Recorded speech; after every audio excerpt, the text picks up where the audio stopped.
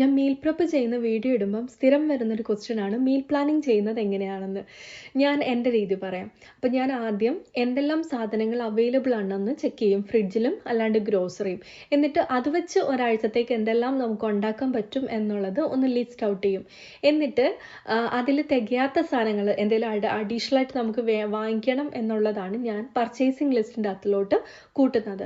അല്ലെങ്കിൽ ഇവരെന്തെങ്കിലും പുതിയതായിട്ട് കഴിക്കാനായിട്ട് ഇങ്ങനെ മോഹം പറയുകയാണെങ്കിൽ അതുണ്ടാക്കാനുള്ള സാധനങ്ങളില്ലെങ്കിൽ അതും കൂടെ ഒന്ന് എഴുതി വെക്കും. ഇതാണ് എൻ്റെ ഒരു പ്രിപ്പറേഷൻ. പിന്നെ ഈ ആഴ്ചത്തെ കാര്യം പറയുകയാണെങ്കിൽ എനിക്ക് 2 ദിവസം ഡ്യൂട്ടി ഉണ്ട്, 3 ദിവസം ഡ്യൂട്ടി ഉണ്ട്, തിങ്കളും ചൊവ്വയും ഞായറും.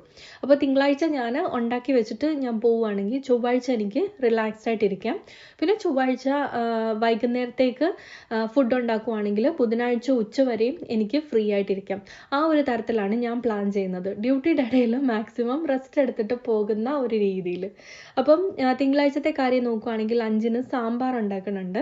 അപ്പോൾ അത് തന്നെ അതിൻ്റെ ഒരു പോർഷനാണ് ചൊവ്വാഴ്ച രാവിലെ ബ്രേക്ക്ഫാസ്റ്റിന് ഇഡ്ഡലിയുടെ കൂടെ എടുക്കുന്നത്.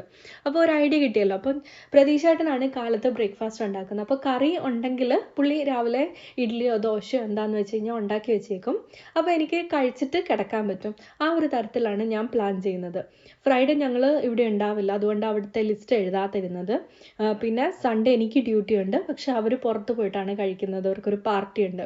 അപ്പോൾ ആ ഒരു തരത്തിലാണ് നമ്മൾ പ്ലാൻ ചെയ്യുന്നത്. പിന്നെ ഈ ലഞ്ച് പാക്ക് എന്ന് എഴുതിയിരിക്കുന്നത് പ്രതീക്ഷേട്ടനും പിങ്കിക്കും ഓഫീസിലും സ്കൂളിലും കൊണ്ടുപോകേണ്ടതാണ്.